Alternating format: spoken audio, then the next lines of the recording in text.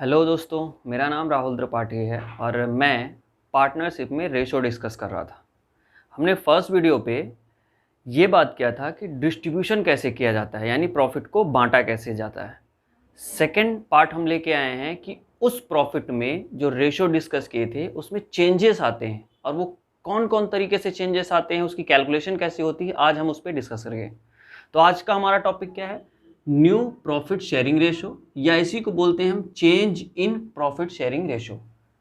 सबसे पहली बात तो ये कि ये चेंजेस आते क्यों हैं, why change in profit sharing ratio. तो सबसे पहले हम आज इस पे बात करेंगे, फिर टॉपिक पे आगे कि कैलकुलेशन कैसे होता है। तो एग्जाम्पल के थ्रू समझते हैं। मान लेते हैं कि एग्जाम्पल है जिसमें मेरे दो पार्टनर हैं, एक का नाम बाला है और दूसरे का नाम लाला है। और हमने पहले ही बात किया था कि ये प्रॉफिट शेयरिंग रेशो पहले से इनका डिसाइडेड होता है। तो सपोज इसका प्रॉफिट शेयरिंग रेशो है 1:1, यानी कि इक्वल में ये बांटते हैं प्रॉफिट। और मान लेते हैं कि फर्म में जो प्रॉफिट है वो है 300 रुपये।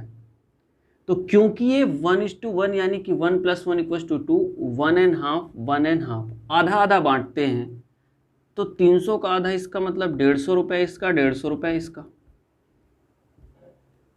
अब हम बात कर रहे हैं कि इनमें चेंज किन किन कारण से आता है। तो इसका मतलब ये कि जब प्रॉफिट है वो किस रेशो में बढ़ता है, प्रॉफिट शेयरिंग रेशो में। तो पक्की बात है कि अगर प्रॉफिट शेयरिंग रेशो चेंज होता है तो प्रॉफिट का हिस्सा भी क्या हो जाता है, चेंज हो जाता है। ऐसे कौन कौन से तरीके हैं जिसमें प्रॉफिट शेयरिंग रेशो चेंज होगा या प्रॉफिट इनका चेंज हो जाएगा। तो सबसे पहले बात करते हैं हम लोग। मान लेते हैं कि एक न्यू पार्टनर की एंट्री होती है जिसका नाम पुकलू है।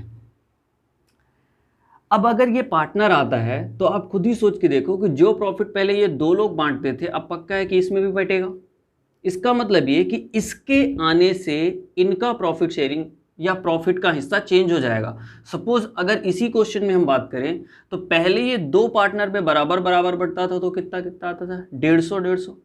अगर यही जो है 3 लोगों में बटेगा तो इसका मतलब कि अगर मैं बोलूं कि बाला, लाला और पुकलू, अगर ये तीनों अभी भी इक्वल रेशो में बांटते तो इनका इनका कितना कितना हो जाएगा, 100 रुपए। तो प्रॉफिट का शेयर अब चेंज हो रहा है। तो पहला रीजन प्रॉफिट चेंज करने का क्या हुआ, न्यू पार्टनर्स का एडमिशन। इसका मतलब ये कि जब जब फर्म में एडमिशन ऑफ न्यू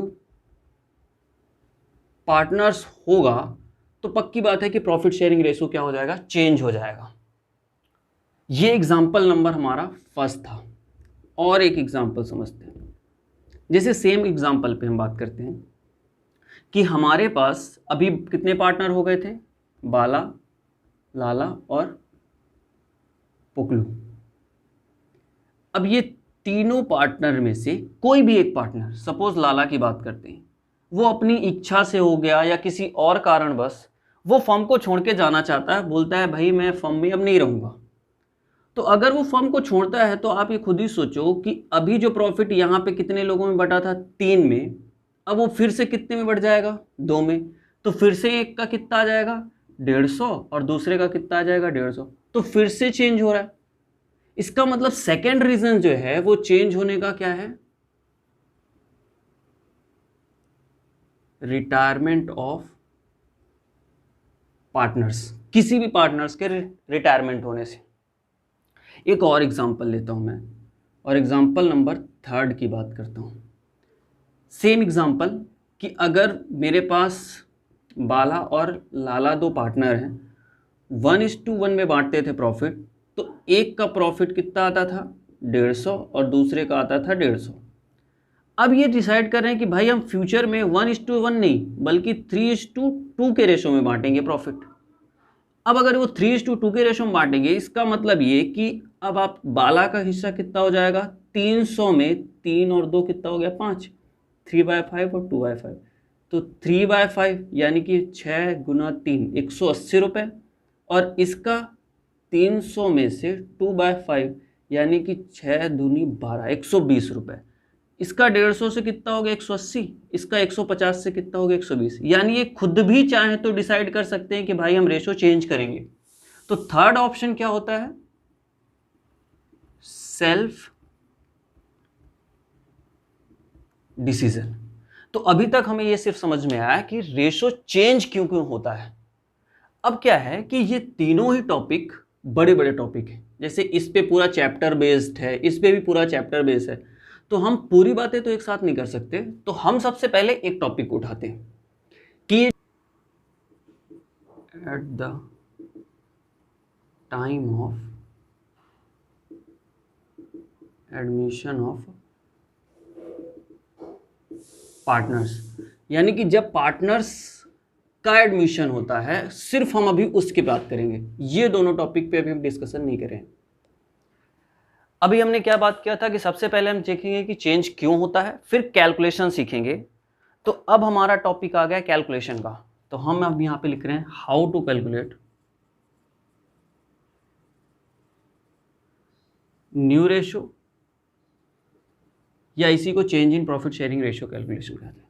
तो हम न्यू रेशियो कैलकुलेट कैसे करेंगे, अभी हम वो सीखने वाले। अब आपको जब पता है कि न्यू रेशियो क्यों आ रहा है, क्योंकि एडमिशन के कारण आ रहा है, तो पक्की बात है कि एडमिशन के कारण एक नया पार्टनर आया होगा, और नया पार्टनर आया होगा इसका मतलब उसे फर्म में प्रॉफिट चाहिए होगा। अब प्रॉफिट अगर उसे चाहिए तो प्रॉफिट का वो जिन जिन तरीकों से प्रॉफिट लेता है वही कैलकुलेशन सीखना है और कुछ नहीं इसमें। तो हम देखते हैं कि किन किन तरीकों से वो प्रॉफिट ले सकता है।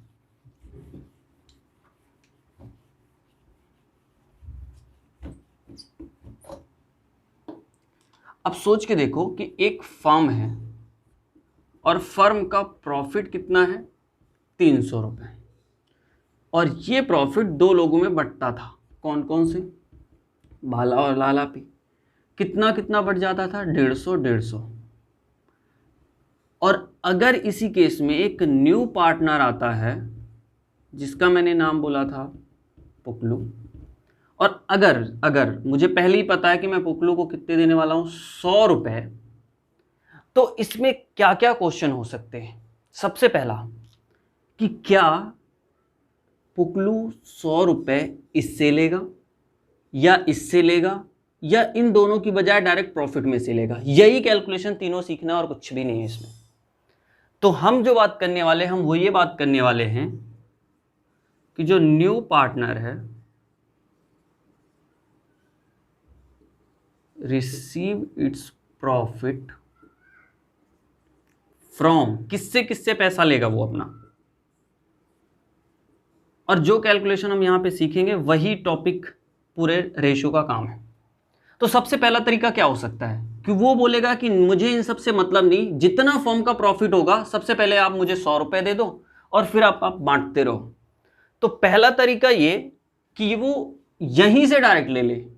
मतलब क्या, मतलब सीधा कि 300 में से 100 रुपये मुझे दे दो और जो 200 बचा वो दोनों आप बांट लो। तो पहला तरीका क्या होगा, जब वो कहां से पैसे लेगा, टोटल प्रॉफिट में से। तो इसकी कैलकुलेशन कैसी होगी हमें सीखना है। अच्छा, दूसरा कैलकुलेशन क्या हो सकता है कि वो टोटल प्रॉफिट की बात नहीं करता, बोलता 100 रुपये मुझे चाहिए ना, तो आप दोनों डिसाइड कर लो कि कौन देगा। तो आपस में ये डिस्कशन करने के बाद ये डिसाइड करते हैं कि भाई सिर्फ बाला पैसा देगा। ऐसा क्यों, ये सब लॉजिक जो है बाद में हम डिस्कस करेंगे फुल चैप्टर पे। पर अभी ऐसा हो सकता है कि नहीं हो सकता, आप ये सोचो कि सिर्फ एक ही बंदा पैसा दे, हो सकता है। तो वो भी एक कैलकुलेशन का पार्ट होता है, जब ओनली वन पार्टनर से पैसा वो लेता है। और थर्ड कि नहीं, मुझे प्रॉफिट में दोनों पार्टनर से पैसे चाहिए। तो इसका मतलब, दोनों का मतलब मैं यहां पे लिख रहा हूं ऑल पार्टनर्स, क्योंकि कई बार बहुत सारे पार्टनर हो सकते हैं, 3-4 पार्टनर्स हो सकते हैं। तो कुल मिला के 3 तरीका ही है नए पार्टनर को पैसा लेने का। पहला तरीका टोटल में से, दूसरा किसी एक से, तीसरा दोनों में से लेना।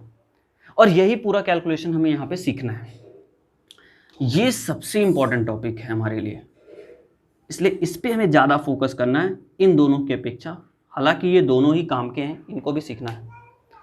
तो सबसे पहला मैं टॉपिक पे बात करता हूँ, इसको भी मैं हटा रहा हूँ। क्या टॉपिक, कि जब नया पार्टनर टोटल फर्म में से प्रॉफिट लेता है तो कैसे सॉल्व करते हैं, एग्जाम्पल नंबर फर्स्ट। और साथ ही साथ क्योंकि रेशो की कैलकुलेशन उतनी ज़्यादा समझ नहीं आती तो मैं एक अमाउंट में कैलकुलेशन लेके चल रहा हूं, और दूसरा हम रेशो की कैलकुलेशन भी सीखेंगे। सपोज फर्म में प्रॉफिट अभी भी वही था 300 रुपये, और बाला और लाला अभी भी इक्वल रेशो में ही बांट रहे थे, और न्यू पार्टनर आपको पता ही था कि न्यू पार्टनर हमारा पोकलू था, जिसे हम 1/3 देने वाले थे फर्म में टोटल। हालांकि मैं इसे ऐसे ना लिख के अमाउंट में ही लिखता हूँ। तो बाला और ये दोनों बांटते थे 100 रुपये, और इसको भी हमने डिसाइड किया था कि 100 तुमको देंगे नए पार्टनर्स को। और मैं यहाँ पे एक रेशो उठाता हूँ कि बाला और लाला, इनका प्रॉफिट शेयरिंग रेशो जो पहले था वो था 3:2। अब जो नया पार्टनर आया वो 1/4 के लिए आया, जो पोकलू था वो 1/4 के लिए आया। अब क्योंकि क्वेश्चन में कुछ पता नहीं चल रहा कि 1/4 वो किससे लेगा, बाला से लेगा, लाला से लेगा, किससे लेगा, तो हमें इस कंडीशन में ये समझना होगा कि वो टोटल प्रॉफिट में से ले रहा है। जब कभी भी क्वेश्चन में स्पेसिफाई ना किया हो तो हम ये मान के चले गए कि कहाँ से ले रहा है, टोटल प्रॉफिट से ले रहा है। या क्वेश्चन में स्पेसिफाई लिखा होगा कि ये टोटल प्रॉफिट में से ले रहा है, तो दो कंडीशन में किस तरीके से कैलकुलेशन होगी, जैसे अमाउंट दिया होता तो। अब अगर यहाँ पे ये पता हो हमें कि ये पोकलू जो है ये फर्म के प्रॉफिट में से लेगा, तो कैसे सॉल्व करते। सबसे पहले मैं बोलता कि बैलेंस प्रॉफिट कितना, 300 फर्म का है। सबसे पहले पोकलू को अगर हटा दे तो बैलेंस प्रॉफिट कितना हो जाएगा, 200। और अगर मैं ये बोलूँ कि 100 रुपये, या ये यहाँ पे इक्वल ही रहने देते हैं, तो ये जो बाला और लाला में बटेगा ये 200 किस रेशो में बढ़ जाएगा, इक्वल रेशो, 1.5 1.5, 100 रुपये और 100 रुपये। सेम यहाँ पे कैलकुलेशन करना है, तो हम लिखेंगे calculation of new profit sharing ratio. सबसे पहले मैंने लिखा बैलेंस प्रॉफिट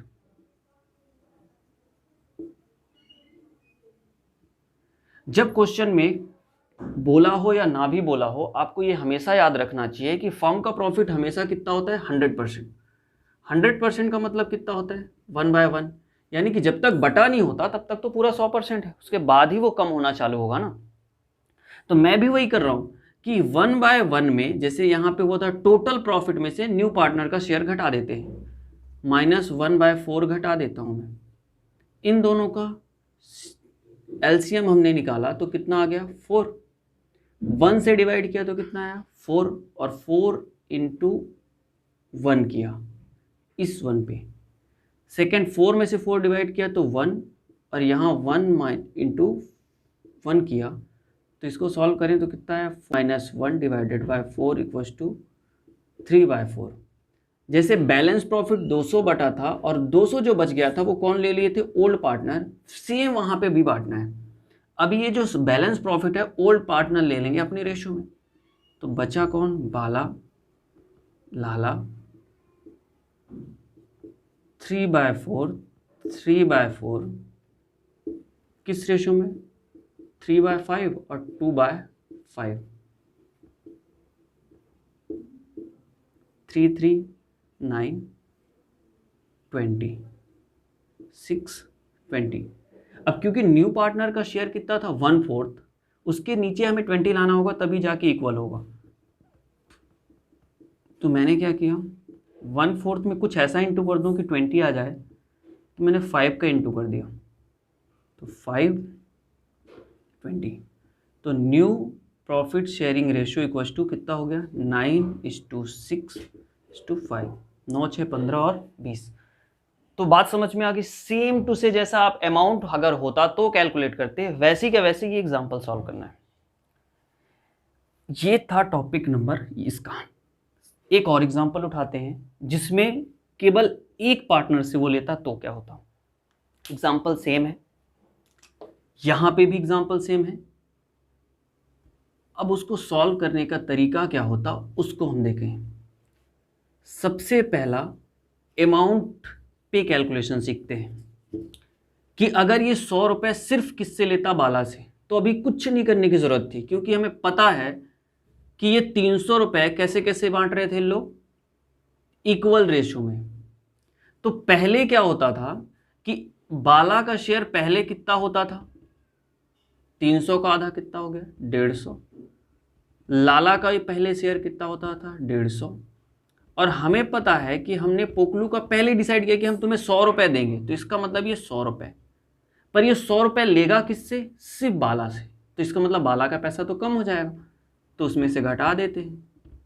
तो अभी नया जो बचेगा, न्यू प्रॉफिट बचा, बाला का कितना, 50।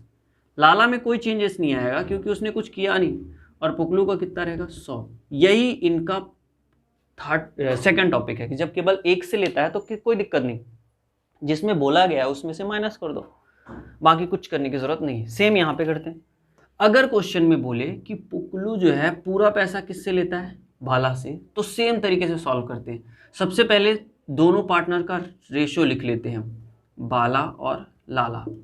इन दोनों का शेयर रेशियो कितना था, 3/5, 2/5। पुकलू का भी लिख लेते हैं, 1/4। ये 1/4 सिर्फ किससे लेगा, बाला से, इसलिए इसमें से कम हो जाएगा, क्योंकि माइनस से फिर से एलसीएम निकालना पड़ेगा। तो 5 × 4 इक्वल टू कितना हो जाएगा इन दोनों का, 20। 20 को डिवाइड करें 5 से तो कितना आएगा, 4। 4 गुना 3 तो 4:3, माइनस 4 से डिवाइड करें 20 को तो कितना आएगा, 5। 5 × 1, इसको सॉल्व करें, 12 माइनस 5 डिवाइडेड बाय 20, इसका मतलब 7/20। इसको सॉल्व करते हैं। क्या इसमें कोई चेंजेस आएगा, नहीं, पर प्रॉब्लम क्या है, इसके भी नीचे 20 लाना पड़ेगा तभी रेशो हमारा सही हो पाएगा। तो मैं इसमें क्या इंटू कर दूँ, अगर 4 का तो नीचे 20 होगा तो ऊपर भी 4 का गुना करना पड़ेगा। तो 2 × 4 इक्वल टू कितना हो गया, 8/20। और अगर इसमें 20 करना है तो 5 का इंटू करना पड़ेगा, तो ये कितना होगा, 5/20। तो new profit sharing ratio equal to कितना होगा, 7:8:5। तो ये हो जाएगा तब जब केवल एक पार्टनर से हम पैसे लेते हैं। ये टॉपिक जो है इसमें बहुत सारी चीज़ें हैं, ये बहुत इंपॉर्टेंट है, इसको मैं सेपरेट डिस्कस करूँगा। इस पे कुछ था नहीं इसलिए मैंने एक एक एग्जांपल से सॉल्व किया। अब इससे रिलेटेड कोई भी क्वेश्चन आपसे बन जाएंगे। आई होप आपको ये बहुत पसंद आया होगा, और अगर पसंद आया तो आप कमेंट करके ज़रूर बताएं। धन्यवाद।